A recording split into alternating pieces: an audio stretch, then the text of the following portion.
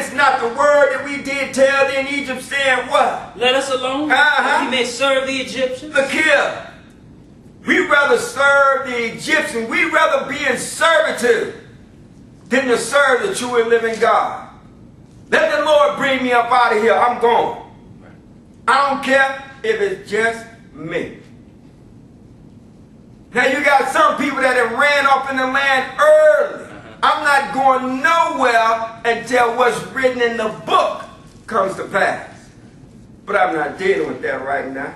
Go ahead. For it had been better for us to serve the Egyptians than that we should die in the wilderness. Again, despite all that the Lord had done, they didn't believe him. That's why he ended up destroying a lot of Israel. 20 and over didn't get into the land because they didn't believe the Lord. They stayed in the wilderness for 40 years because they didn't believe the Lord. Didn't take them that long to get to the promised land. Right. But go ahead.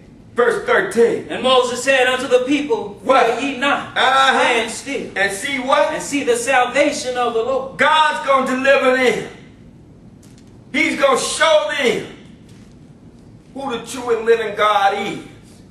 Moses told him and said, don't be afraid. You stand still and you see the deliverance of the Lord, which he what? Which he will show to you today. Because what's going to happen? For the Egyptians whom ye have seen today, ye shall see them again no more forever. Well, you're going to be saved because the danger, the threat that you're facing now, you ain't going to never have to face that one again. But go ahead. The Lord shall fight for you, and ye shall hold your peace. The Lord said unto Moses, wherefore criest thou unto me? Do what? Speak unto the children of Israel that they go forward. Again, the Lord didn't just reach down and just destroy Pharaoh and his army, did he? He said, no, these people are going to have to participate in their deliverance. He told them, wherefore criest thou unto me? Speak unto the children of Israel that they go forward.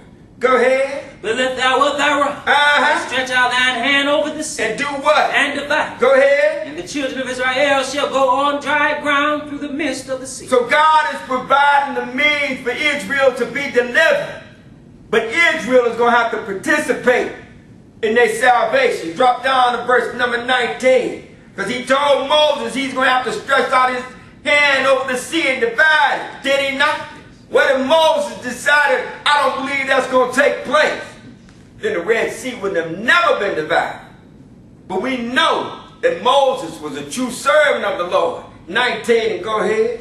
And the angel of God which went before the camp of Israel moved and went behind them. Go ahead. The pillar of the cloud went before their face and stood behind them. A pillar of cloud by day and a pillar of fire by night.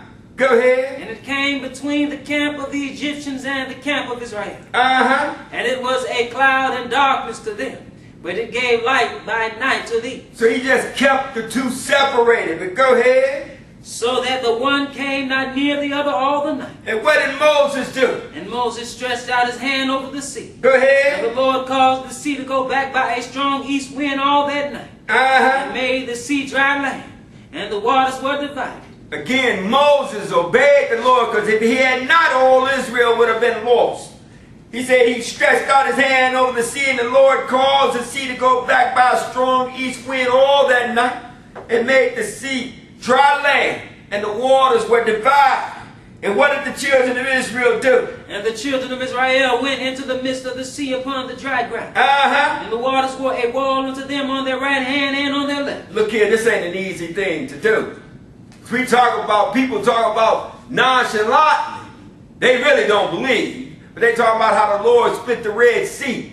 And how Israel went through on dry land. Look, that is an unnatural event to see a wall of water on both sides. And then you are to walk through. Even though the land is dry. You got to have some faith. Because otherwise, be like a brother like me. I cannot swim. And I know if the walls come tumbling down, you are in trouble. But Lord put them in a predicament. You're either going to walk through the wall of water, or you're going to deal with Pharaoh's army. So they made the choice, and they walked through. on dry land. So they are participating in their own deliverance, because if they had not walked through, then they was going to deal with Pharaoh's army. Go ahead. And the Egyptians pursued and went in after them to the midst of the sea. Now they seriously were foolish. They see what's taking place. Did they think that Moses then was doing that of their own might? Or what were they thinking? But they are so determined with their task that they're going to recover this people. They're going to take them back, that they foolishly pursued after them. He said it went in after them to the midst of the sea. Go ahead. Even on Pharaoh's horses, his chariots, and his horsemen. Go ahead. And it came to pass that in the morning watch the Lord looked unto the host of the Egyptians. And what did he do? Through the pillar of fire and of the cloud, and troubled the host of the Egyptians. And took off their chariot wheels. What? They drave them heavily. So that the Egyptians said, let us flee from the face of Israel, for the Lord fighteth for them against the Egyptians. It's too late. Go ahead. And the Lord said unto Moses, stretch out thine hand over the sea. The waters may come again upon the Egyptians. Go ahead. Upon their chariots and upon their horses. And what did Moses do? And Moses stretched forth his hand over the sea. The sea returned to his strength when the morning appeared. Go ahead. And the Egyptians fled against it. And the Lord overthrew the Egyptians in the midst of the sea. Didn't Moses tell them to stand still and see the salvation of the Lord, for the Lord fighting for you this day? He said, for the Egyptians whom ye seen this day, you're not going to see them again no more. Go ahead. And the waters returned and covered the chariots, and the horsemen and all the host of Pharaoh that came into the sea after them.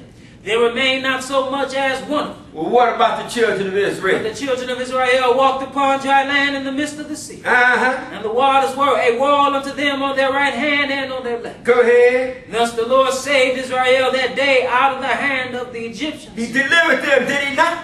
Well, what if Moses had not stretched forth his rod, or stretched forth his hand out over the sea? What if they had decided, I'm not walking through that? Then they would have fell prey to the Egyptians, because the Egyptians would have never had to pursue the rest of them.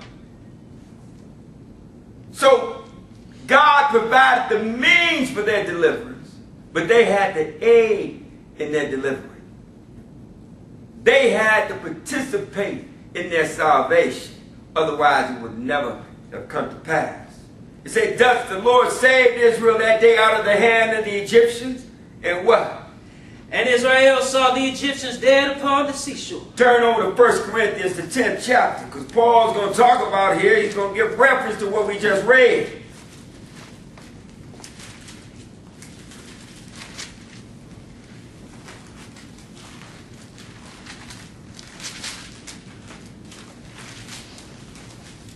Because he's warning us. They're all warning us. Don't take anything for granted. You don't have anything. You've not obtained salvation. You got to remain steadfast. You got to be patient. At best, what you have is the hope of being saved. And be thankful that you know what it is that you believe. You know what it is that you are doing. You can read it in the book. The majority of people that serve God cannot find what it is that they're doing nowhere in the scriptures, nowhere from Genesis to Revelation. They can't read about it, can't find nothing about it. In order to evidence it, they got to say, well, somebody told me. And that somebody was somebody other than the Lord. What we do, we can read. And that is of the utmost importance. Because it lets you know, at least when you stand before the Lord, at least you know you did it according to what was written, what was given, what was written in his book. But 1 Corinthians 10, verse 1, go ahead when you get there.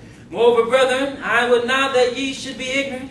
Don't lack understanding concerning this. Go ahead. How that all our fathers were under the cloud, and all passed through the sea. He said, brother, I don't want you to lack understanding concerning this, how that our fathers were under the cloud. Because the Lord led them by a pillar of cloud by day and a pillar of fire by night. And we're going to find out the one that did that was none other than Jesus. He's the only God that man has known. And they all passed through the sea. Because the water stood as a heap, as a wall on both sides. As they walked through on dry land. And they were what? And were all baptized unto Moses in the cloud and in the sea. Moses, again, being the intercessor. Go ahead. And did all eat the same spiritual meat. Again, God provided food. But the spiritual meat that he's talking about is not the manna. He's talking about his doctrine, his word. Go ahead. And did all drink the same spiritual drink. Why? For they drank of that spiritual rock that followed them. That rock was Christ. They all got it from one source, and the source that they got it from was none other than Jesus. They say they all did drink the same spiritual drink or doctrine, for they drank of that spiritual rock that followed them. And who was the rock? It said that rock was Christ. It was none other than Jesus. But drop down to verse number 9 and go ahead. Neither let us tempt Christ, as some of them also tempted. And what? And were destroyed of serpents. He said, don't let us test the Lord, as some of them also tested him and was destroyed as a result. Destroyed by serpents. Go ahead. Neither murmur ye, as some of them also murmured, and were destroyed of the destroyer. Go ahead. Now all these things happened unto them for ensamples. And what? And they are written for our admonition. For our warning. Go ahead. Upon whom the ends of the world are come. Again, Paul is warning us of what's required of us. God is not a respecter of person. He's letting us know what he did to them, he'll do to us. You got to serve him. You got to be obedient unto him. He said, now all these things happen unto them as examples, and they're written for our warning, upon whom the ends of the world are come. Turn over to Numbers, the 21st chapter, because Israel tested the Lord, and he said he sent fiery snakes upon them. And we're going to read the account of what took place. It was written by Moses. Because Jesus is going to make a reference to this, and we want to understand what he's talking about when he says, Numbers 21 and verse number 1. Go ahead when you get there. And when King Arad the Canaanite, which dwelt in the south, heard all that Israel came by the way of the spies, then he fought against Israel and took some of them prisoners. Go ahead, and what did Israel do? And Israel vowed a vow unto the Lord and said, go ahead. Thou wilt indeed deliver this people into my hand. Then I will utterly destroy their cities. And what did God do? And the Lord hearkened to the voice of Israel and delivered up the Canaanites. And they utterly destroyed them and their cities. And he called the name of the place Ramah. And they journeyed from Mount Hor by the way of the Red Sea to compass the land of Edom.